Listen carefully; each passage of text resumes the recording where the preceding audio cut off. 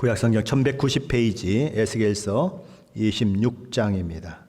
오늘은 1절부터 6절까지만 같이 한 목소리로 봉독하겠습니다. 에스겔서 26장 1절부터 6절까지 말씀입니다. 우리 한 목소리로 같이 봉독하겠습니다.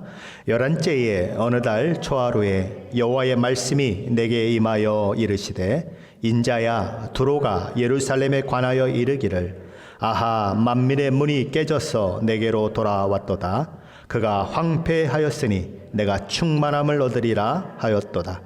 그러므로 주 여호와께서 이같이 말씀하셨느니라.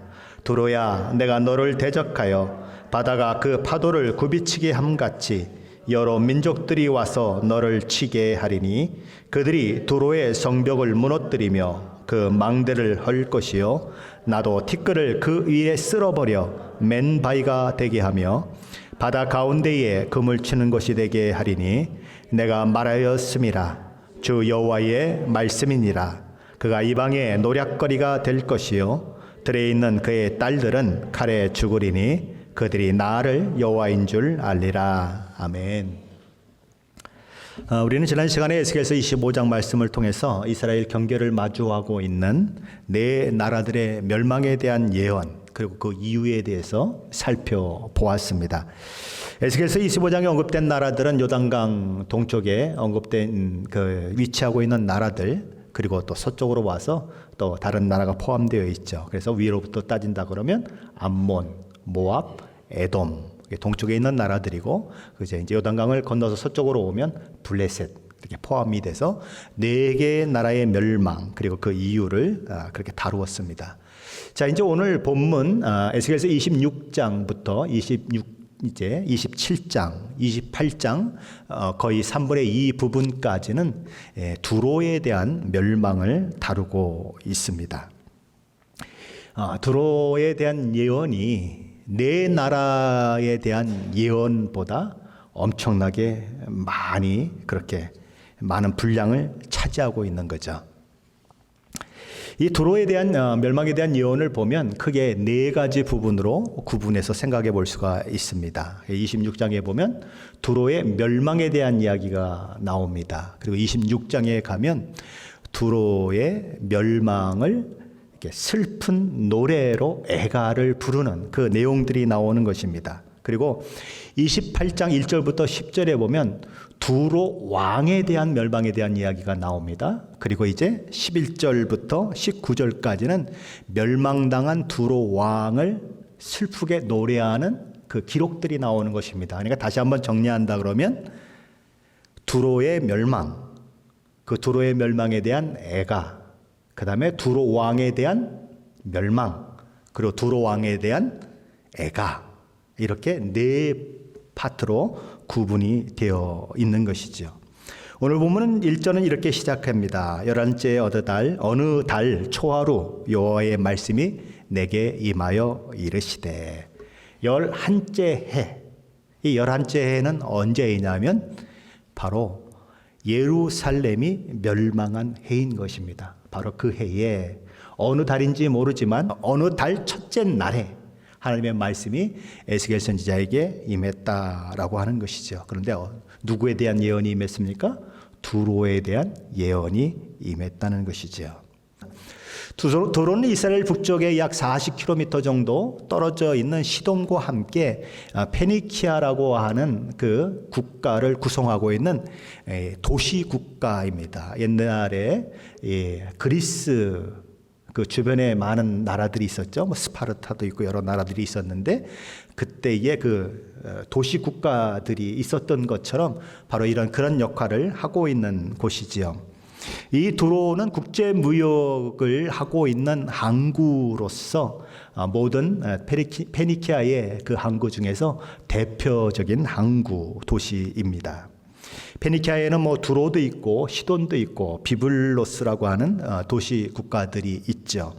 오늘날 레바논 지역에 해당되는 그런 지역입니다.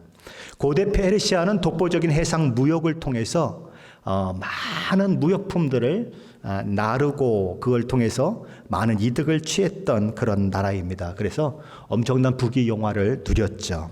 바다 위에서는 아무도 그들의 적수가 될 수 없다고 이야기할 만큼 그렇게 해상 무역에 능한 나라였고 배를 짓는데 굉장히 능한 나라였습니다.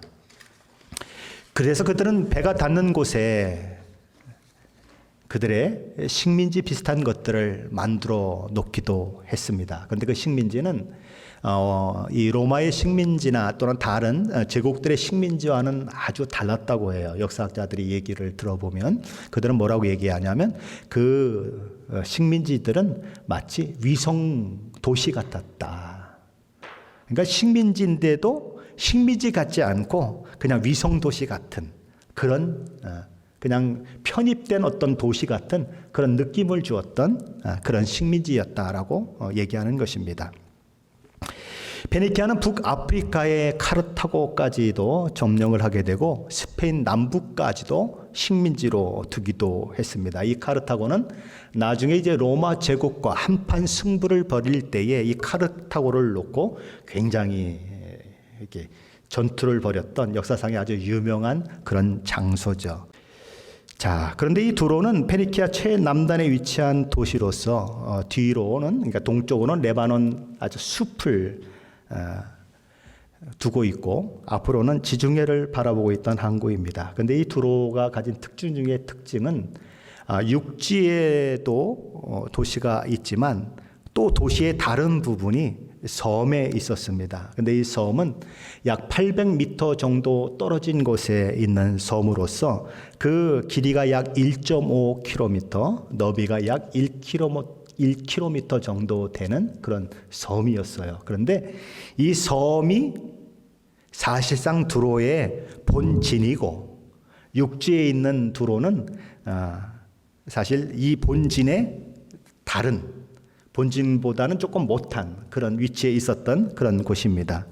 이 두로는 이 해상에 있는 바다에 있는 길이 1.5km, 너비 약 1km 되는 섬을 굉장히 강력한 요새로 만들었어요. 그래서 그들이 또한 발달된 것이 뭐라 그랬습니까? 이 해상 무역이 굉장히 발달됐고 배를 짓는데 굉장히 능한 민족이었기 때문에 그 바다 그 가운데에 건설된 그 아주 강력한 요새를 어느 적도 물리치기가 어려운, 함락시키기 어려운 그런 곳이었죠.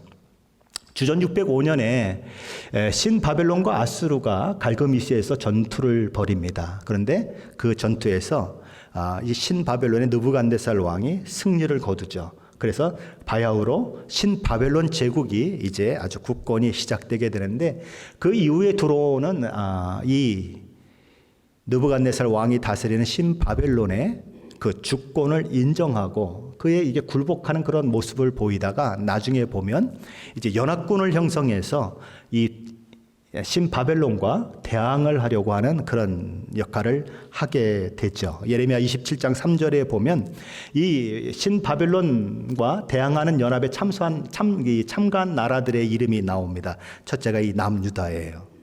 그리고 지난 시간에 우리가 살펴보았던 그 네 민족에 대한 그런 멸망의 얘기가 나오는데 동쪽에 있었던 세 개의 민족이 다 들어갑니다. 누구죠? 암몬, 모압, 에돔. 이게 다 들어갑니다. 그리고 거기에 누가 들어갑니까? 두로라고 하는 나라가 들어가서 이 다섯 나라가 연합을 해서 이 바벨론과 그렇게 싸우려고 하는 다섯 나라가 아니죠. 하나가 더 있네요. 시돈.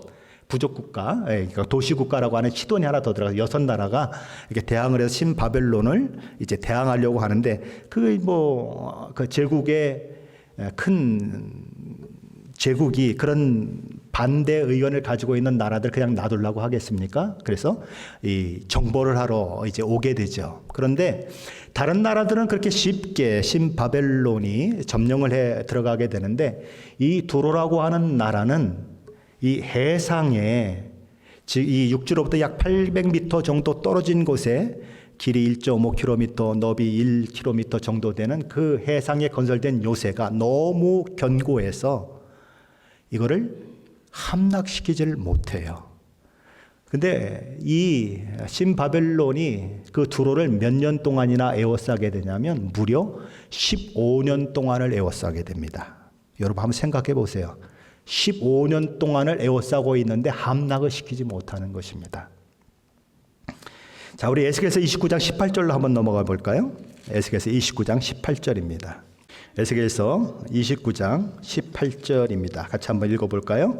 인자야, 바벨론의 느부갓네살 왕이 그의 군대로 두로를 치게 할 때에 크게 수고하여 모든 머리털이 무지러졌고 모든 어깨가 벗어졌으나 그와 군대가 그 수고한 대가를 두로에서 얻지 못하였느니라.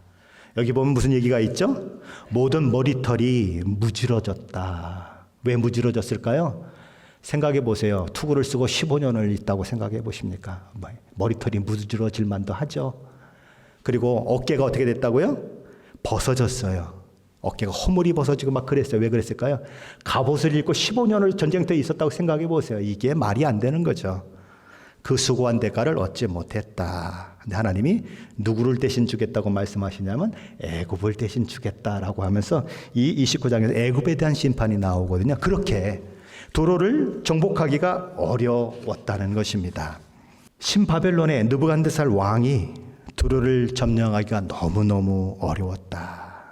그런데 그렇게 강력했던 두로가 BC 332년에 헬라의 알렉산더 대왕에 의해서 멸망을 당하게 되는 것입니다. 그러면 어떻게 되죠?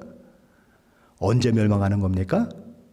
하나님께서 예언하시고 나서 신바벨론이 망하고 신바벨론을 멸망시킨 페르시아가 또 망하고 페르시아를 멸망시킨 헬라 제국이 일어난 후에야 두로가 망했다.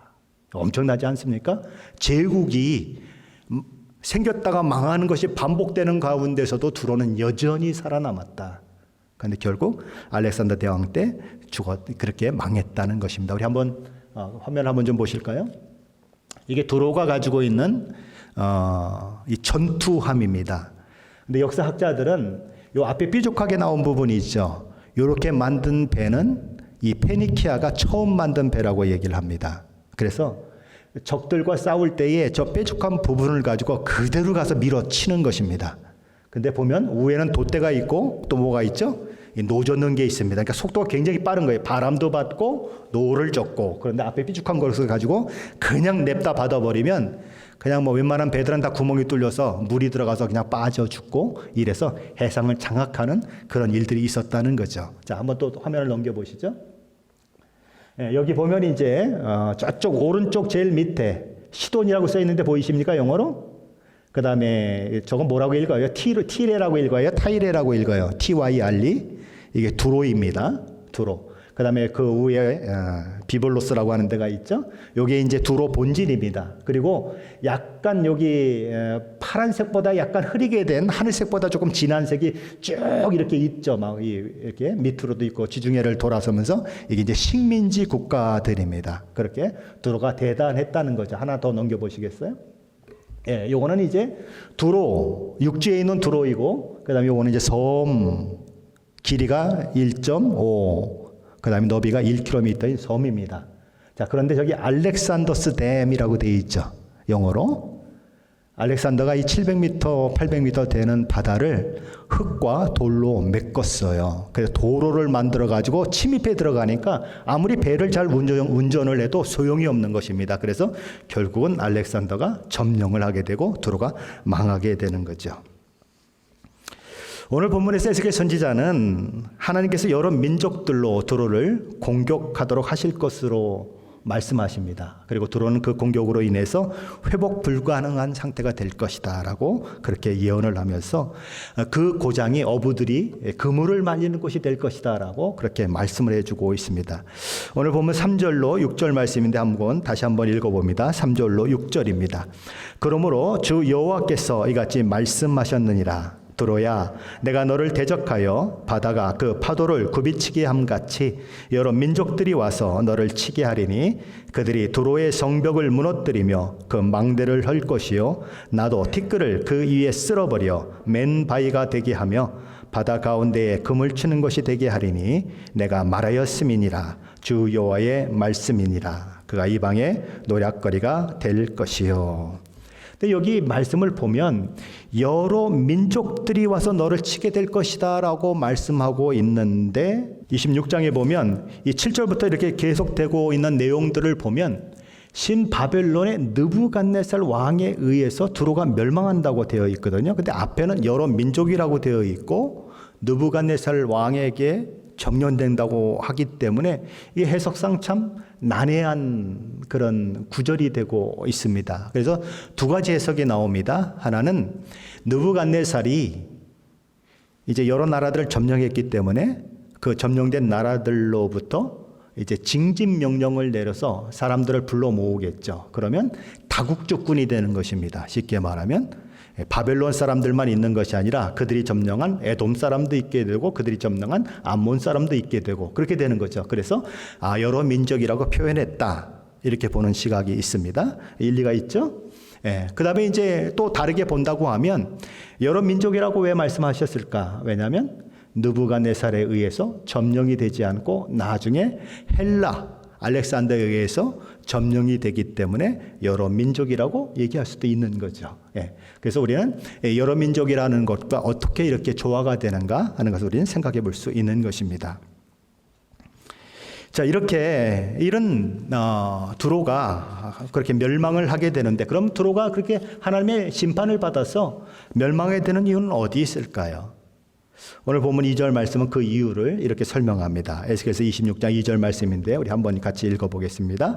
인자야, 두로가 예루살렘에 관하여 이르기를 아하, 만민의 문이 깨져서 내게로 돌아왔도다. 그가 황폐하였으니 내가 충만함을 얻으리라 하였도다.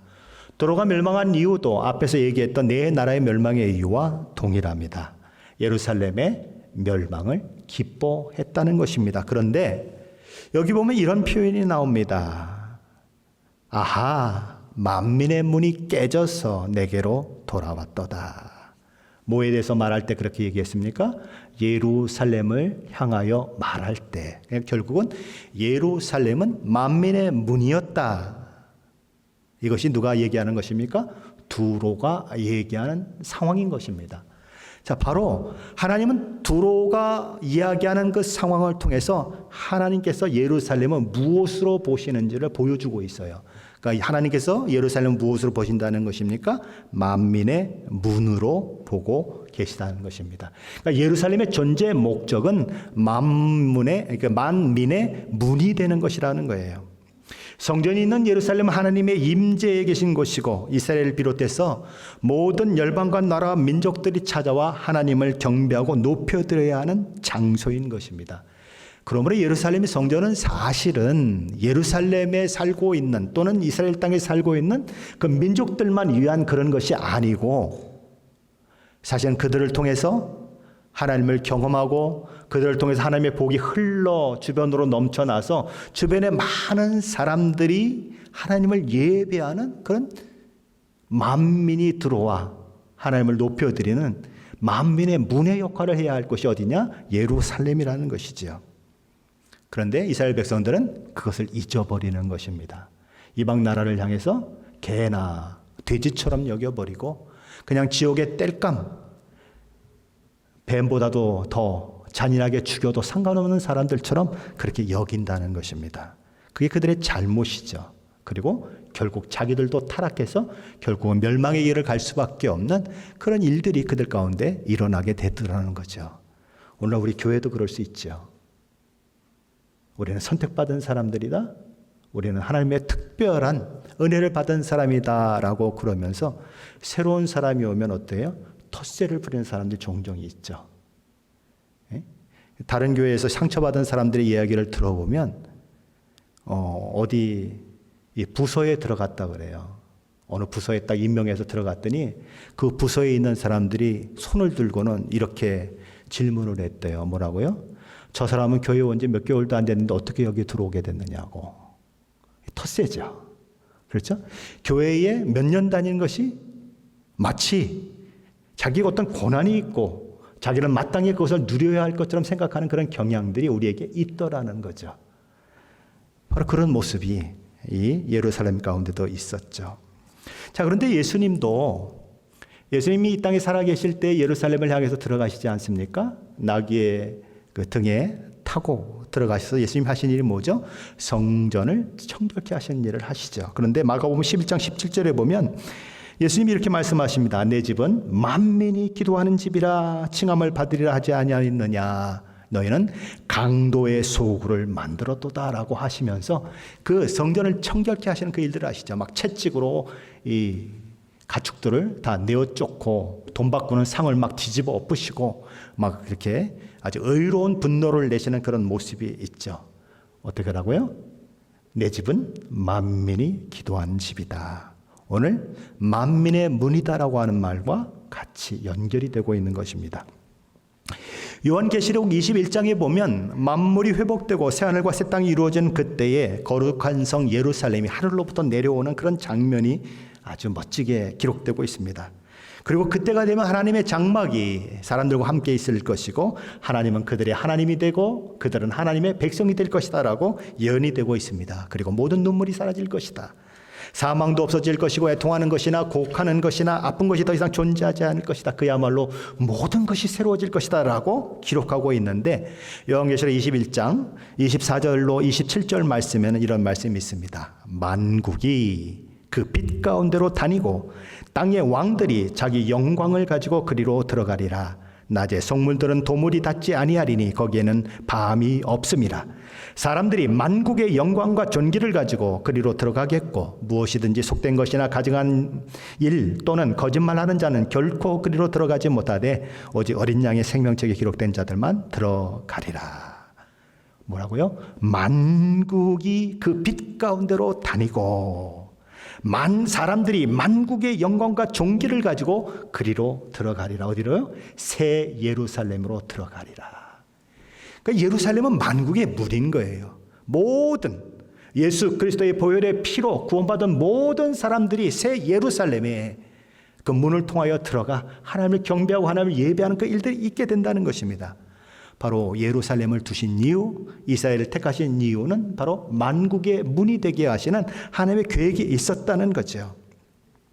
하나님 제사장 나라와 백성으로 삼은 이스라엘 백성들을 통해서 많은 민족들이 하나님을 알게 되고 하나님을 경배하게 되어서 예루살렘 문을 열고 들어와 하나님을 경배하고 하나님을 예배하는 그것을 꿈꾸셨어요. 그런데 이스라엘 백성들은 그 일을 감당하지 못하는 것입니다. 오히려 하나님을 반역하고 이방인들보다도 더 악한 모습으로 살다가 결국 망하게 되는 거죠. 그런데 그 망한 남유다를 보면서 만민의 문 예루살렘이 깨어졌다고 이제는 자신들이 만민의 문을 역할을 하게 될 것이라고 기대하면서 좋아하는 무리가 있었다는 것입니다. 이제는 저들이 망했으니 우리가 부귀와 영화를 누리게 될 것이다 라고 기뻐하며 박수치는 사람들이 있었다는 거죠. 그게 누구예요? 오늘 멸망이 예고된 두로인 것입니다. 이 두로는 다윗과 솔로몬 시대에 보면 이스라엘과 긴밀한 우호 관계를 맺었던 나라입니다. 사무엘하 5장 11절 말씀에 보면 다윗이 자신을 위한 궁전을 이제 건축하게 되는데 두로왕 히람이 다윗에게 사절을 보내고 목수와 석수를 보내고 백향목을 보내 도왔다는 기록이 나오고 있습니다. 열왕기상 5장에 보면 다윗이 죽고 솔로몬이 다시 왕의 이제 그 뒤를 이어서 왕 위에 오르게 되는데 그 솔로몬은 뭘 지었죠? 하나님의 성전을 짓지 않습니까? 그런데 그 하나님의 성전을 지을 때에도 히람이 도움을 주게 됩니다. 근데 그 기록들이 나오는 가운데 히람이 평생에 다윗을 사랑하였다라고 하는 표현이 나와요. 그것은 무슨 얘기입니까? 다윗과 굉장히 우호 관계를 맺으면서 좋은 관계를 유지했다는 거죠. 그런데 그런 관계는 다윗의 아들 솔로몬 시대에도 계속 이어지는 것입니다. 이 다윗을 평생 사랑했던 히람은 솔로몬이 아버지 다윗의 명을 따라서 하나님의 성전을 짓겠다고, 그래서 당신의 도움이 필요합니다라고 이야기했을 때에 굉장히 기뻐합니다. 그리고 하나님께서 당신과 같은 자를 이스라엘 왕으로 세우셨으니 하나님이 영광을 받으시고 찬양을 받으셔야 한다고 하나님을 높여드리기까지 합니다. 그리고 적극적으로 협력하겠다고 얘기하죠. 열왕기상 5장 7절 8절 말씀인데 제가 한번 읽어보겠습니다. 히람이 솔로몬의 말을 듣고 크게 기뻐하여 이르되 오늘 여호와를 찬양할지로다.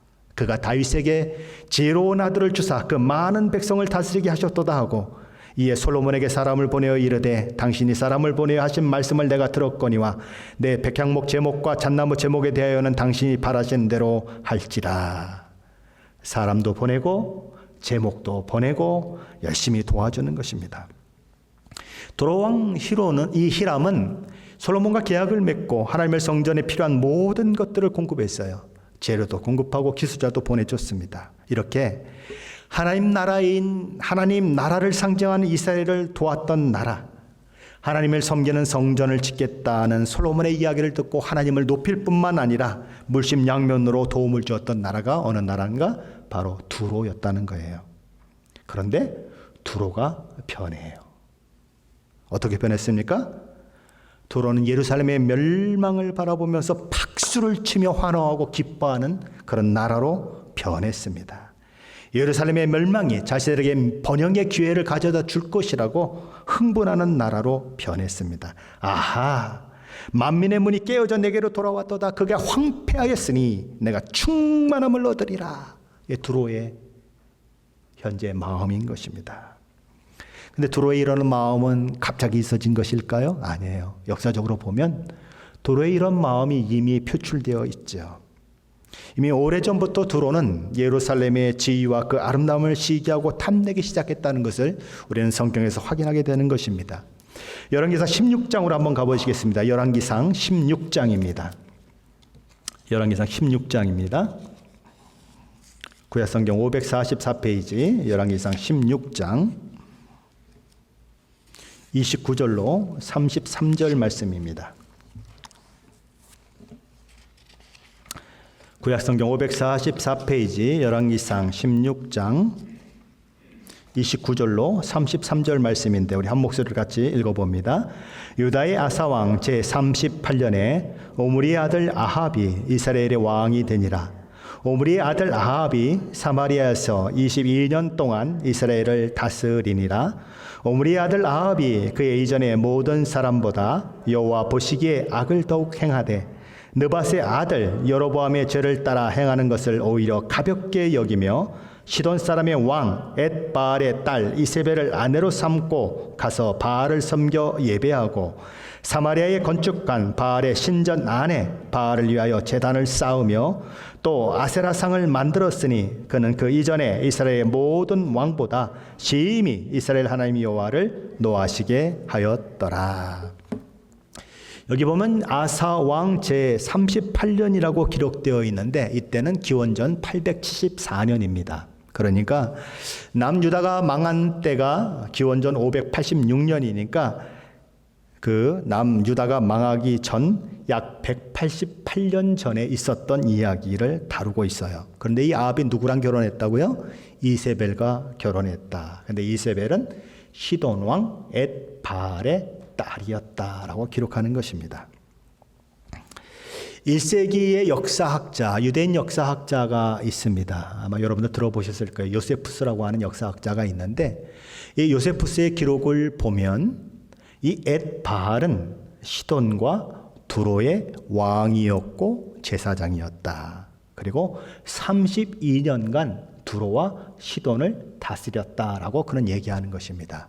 그러니까 여기는 성경에는 시돈만 나오고 있지만 사실은 두로와 시돈의 왕이 누군가 엣바알이었다. 근데 이 엣바알이라고 하는 말은 바울과 함께라고 하는 그런 의미를 가지고 있습니다. 그는 바알을 섬기는 제사장이요 두로와 시돈의 왕이었다는 거죠. 그런 그의 딸 이세벨이 북이스라엘 왕이 될 아합과 결혼을 했고 오므리가 죽은 이후에 아합이 드디어 북이스라엘의 왕이 되는데 이 엣바알의 딸 이세벨은 뼛속까지 바알과 아세라를 섬기는 것으로 충만해 있던 여자인 것입니다. 그래서 아합과 결혼을 하고 아합이 왕이 되자 온 북이스라엘을 바알과 아세라를 섬기는 나라로 만드는데 아주 1등 공신 역할을 하는 것입니다. 그래서 우상숭배의 나라, 악과 불의와 죄가 판을 치는 나라로 만드는 그 일에 이세벨이 아주 크게 사용되는 것입니다. 이때에 북이스라엘에 있었던 여호와 하나님의 선지자들은 떼 죽음을 당합니다. 하나님과의 관계를 완전히 단절시킬 만큼 그렇게 북이스라엘을 타락시킨 장본인들이 누군가? 아합과 그의 부인 이세벨이었다는 것이죠. 두로와 시돈의 왕 엣바알의 딸 이세벨의 역할이 그렇게 컸다는 것입니다. 두로는 과거에는 어떤 나라였습니까? 하나님의 나라를 견고하게 세우는 일에 기여했고 하나님의 성전을 세우는 그 일에 크게 기여했던, 하나님을 높여드렸던 나라였습니다. 그런데 이제는 하나님 나라를 무너뜨리고 하나님의 신앙을, 하나님을 향한 신앙을 멸절시키는데 가장 크게 기여한 나라가 되어 버린 것입니다. 예루살렘이 온 민족과 열방과 나라의 사람들이 하나님을 예배하고 섬기는 만민의 문이 되는 것을 막아서는 나라가 되었다는 것입니다. 그런데 이 두로와 시돈의 왕 엣바알의 악한 영향력은 북이스라엘에만 그치지 않았어요. 아합과 이세벨의 딸 누구죠? 아합과 이세벨의 딸이 아달랴. 이 아달랴가 어디로 시집을 갑니까? 여호사밧의 아들 여호람에게 시집을 가게 됩니다. 그러니까 이 아합과 이세벨의 딸 아달랴가 여호사밧의 아들 여호람에게 시집을 가고 그 여호람과 이 아달랴 사이에서 아들이 하나 태어나는데 아하시아라고 하는 아들이 태어납니다. 자, 그런데 역대하 22장 2절로 3절 말씀은 이 아하시아가 어떠했는지를 이렇게 기록합니다. 아하시아가 왕이 될 때의 나이가 42세라 예루살렘에서 1년 동안 다스리니라. 그의 어머니의 이름은 아달랴요 오므리의 손녀더라. 아하시아도 아합의 집길로 행하였으니 이는 그의 어머니가 꾀어 악을 행하게 하였음이라. 1년 다스렸는데 남유다를 완전히 우상숭배의 나라로 만드는 역할을 했다. 근데 그 이유가 무엇인가? 어머니 때문이다. 어머니가 누구예요? 아달랴. 북이스라엘의 아합과 이세벨의 딸. 이세벨은 어디서 왔습니까?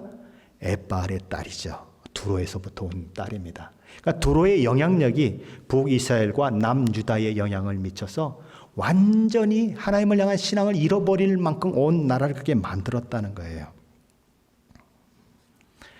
북이스라엘은 엣바알의 딸 이세벨이, 남유다는 엣바알의 손녀 아달랴가 완전히 망가뜨리는 그 영향력을 두로가 행하게 했다는 것입니다. 이 일은 하나님을 진노케 하죠. 그래서 하나님께서 한 장군을 일으키십니다. 누구죠? 예후라고 하는 장군을 일으키죠. 그래서 예후가 어느 날 일어나서 이제 쿠데타를 일으키게 되는데, 마침 그때는 이 북이스라엘의 요람이라고 하는 왕이 아람과 전쟁을 하고 있었습니다. 근데 그 전쟁에서 이 요람이라고 하는 왕이 상처를 입어요. 그래가지고 치료를 받아야 하는 이런 상황이 만들어지는데, 그때에 이 남유다의 아하시아라고 하는 왕이 병문안을 오게 됩니다. 그래서 남유다의 왕과 북이스라엘 왕이 동시에 한 자리에 있는 그런 일들이 일어나는 것입니다. 근데 그때 뭐가 일어나요? 예후 장군에 의해서 쿠데타가 일어나는 것입니다. 근데 예후 장군이 활을 먼저 쏴서 누구를 죽이냐면 요람을 먼저 죽이죠. 근데 요람을 먼저 죽이고 나서 이제 아하시아가 도망을 가는데, 도망가는 아하시아를 쫓아가서 이 남유다의 아하시아도 죽게 만들죠. 그래서 북이스라엘의 이 요람과 그리고 이 남유다의 아하시아 왕이 동시에 죽임을 당하는 그 일들이 일어납니다. 둘 다 어디에 영향을 받은 사람들입니까? 두로에 영향을 받은 사람들. 남유다와 북이스라엘을 통틀어서 하나님을 향한 신앙을 파괴시키고, 그리고 만민의 문이 되지 못하도록 그렇게 했던 그들이 그렇게 하나님의 징계에 의해서 죽임을 당하죠. 자, 그런데 남유다에서 자기 아들 아하시아가 북이스라엘 방문했다가 예후에서 죽임을 났다고 하는 소식을 들은 사람이 한 사람이 있습니다. 물론 다른 사람도 들었지만 성경에 나오는 인물, 그가 누구죠? 아달랴.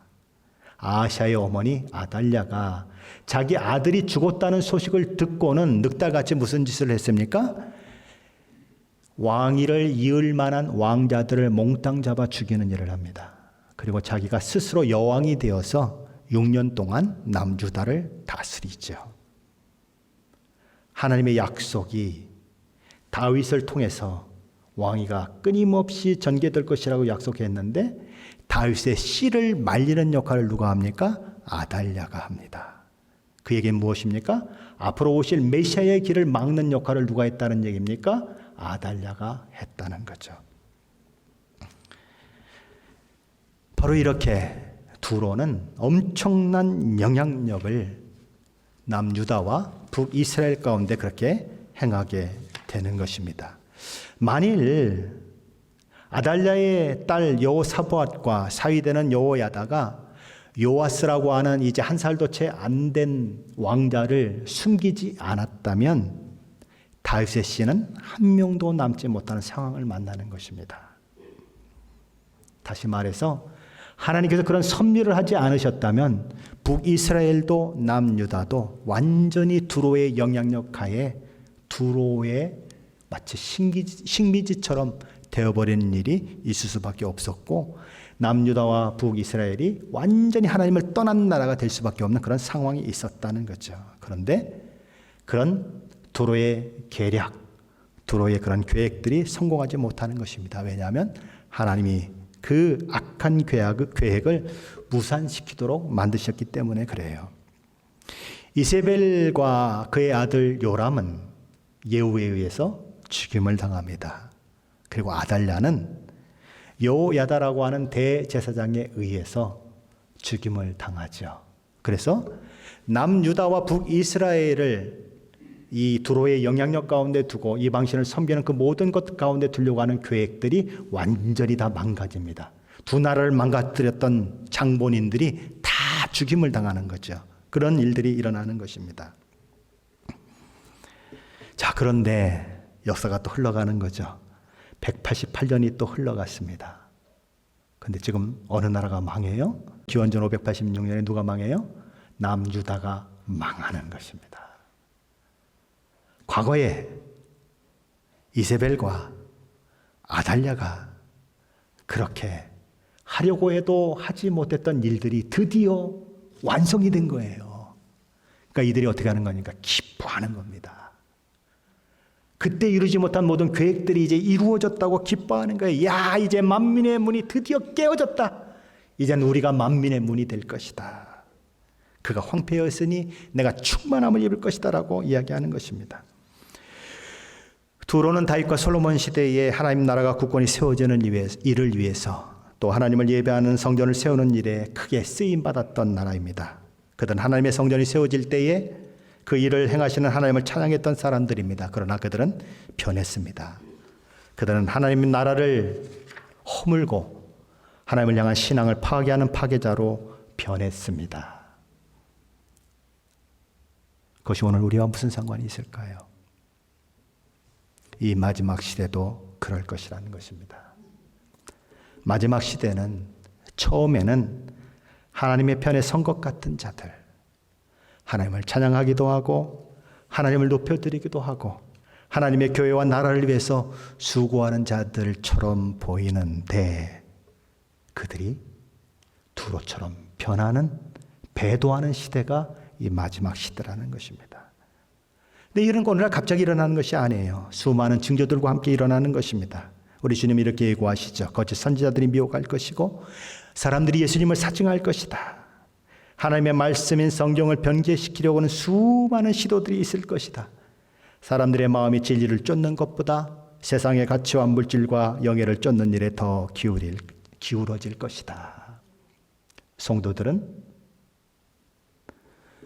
다 그렇진 않겠지만 주머니에 돈이 없고 통장에 잔고가 없으면 너무 근심이 되고 걱정이 되고 죽을 것 같이 느끼는데 하나님의 말씀을 알지 못하고 하나님의 말씀이 없어서 기근을 당하고 그리고 기가를 당하는데 아무런 느낌이 없어요. 아무런 고민도 없어요. 그런 시대가 어느 시대인가? 마지막 시대라는 것입니다. 말씀이 희귀하여 보이지 않는 시대 점점 되어가고 있죠. 교회의 친화적인 정부가 돌아서고 있습니다. 단체들이 돌아서고 있어요. 종교 단체들이 돌아서고 있습니다. 도로가 이스라엘에 행했던 것처럼 그렇게 친밀하게 도와주고 애쓰던 모든 주변 것들이 다 교회의 적대적인 세력으로 바뀌어가는 시대, 마지막 시대입니다. 진리를 수호해야 할 교회마저도, 진리편에 서야 할 교회마저도 점점 진리와 멀어져 버리고 세상과 타협하고 있는 것이 이 마지막 시대입니다. 그때의 하나님께서는 교회를 흔들겠다고 말씀하세요. 내가 교회를 흔들 것이다. 왜 흔듭니까? 교회를 정결한 순금과 같은 교회로 세우시기 위해서 흔들 것입니다. 다니엘서 12장 7절 하반전이 이렇게 얘기합니다. 성도의 권세가 깨어지기까지 할 것이다. 예수님 마태복음 24장 21절에 예고했듯이 창세로부터 지금까지 경험하지 못한 환난 가운데 교회는 처하게 될 것이다 라고 말씀하십니다. 교회가 깨어져 갈 때에 누가 일어나겠습니까? 적 그리스도가 일어날 것이다. 아하, 만민의 문이 깨어져 내게로 돌아왔도다. 그가 황폐하였으니 내가 충만함을 입으리라 라고 외치는 적 그리스도가 일어날 것입니다. 세상 끝이 이르렀다는 징조죠. 그러나 그때 믿음의 사람들은 절망할 때가 아니라 오히려 머리를 치켜들 때다라고 우리 주님은 말씀하십니다. 왜냐하면 새 하늘과 새 땅을 창조하시고 우리를 온전히 궁극적으로 구원하시기 위해 우리 주님이 오시는 때가 바로 그때이기 때문이죠. 예수님은 누가복음 21장 28절에서 이렇게 말씀하십니다. 이런 일이 되기를 시작하거든 일어나 머리를 들라. 너희 속량이 가까웠느니라. 오늘 본문에서 두로의 멸망이 예언되고 있듯이 하나님을 대적하고 교회를 타락시키고 파괴했던 모든 세력들은 그날 멸망당하게 될 것입니다. 반면에 끝까지 믿음을 지키고 인내한 사람들에게는 하늘나라를 상급으로 누리는 그 영광된 자리에 있게 될 것입니다. 오늘 이 시대는 만민의 문인 예루살렘처럼 남유다 백성들처럼 교회가 교회다움을 잃어버리고 성도가 성도다움을 잃어버려가는 그런 시대입니다. 저와 여러분 어떠십니까? 하나님 저와 여러분을 만문의 문이 되게 하십니다. 시애틀 임마누엘 교회를 만민의 문이라고 말씀하십니다. 그래서 복을 흘려보내라. 수많은 사람들로 예수 믿게 하고 그들로 하여금 하나님을 경배하게 하라고 말씀하십니다. 그런데 우리는 교회 다니는 것이 자꾸 특권처럼 느껴질 때가 있는 것입니다. 그리고 예수 믿지 않는 사람들을 보면 괜히 손가락질하고 그들을 멸시하는 그런 모습이 가운데 있는 것입니다. 그리고는 자신의 신앙이 썩어가고 자신의 신앙이 죽어가는 것을 알지 못한 채 그래도 내가 예수 믿는데라고 생각하는 그런 경향이 있는 것입니다. 멸망한 남유다와 다르지 않는 모습들이 우리 교회에 우리 성도들 가운데 있다는 거죠. 저와 여러분 어떻습니까? 신앙과 믿음을 통해 만민의 문으로 이끌고 있습니까? 만민의 문의 역할을 감당하고 있으십니까? 아니면 멸망당한 두로처럼 점점 변해가고 있지는 않으십니까? 처음 예수를 믿었을 때 그렇게 순수했었는데 세월이 가면 갈수록 무뎌지고 변해가고 세상의 가치와 세상의 여러 가지 욕심에 문을 열어놓고 계시는 않으십니까? 진리를 비진리와 바꾸어버리고 하늘의 가치를 땅의 가치와 바꾸어버리고 하늘이 복이 아니라 땅의 복만 구하며 살고 있지는 않습니까?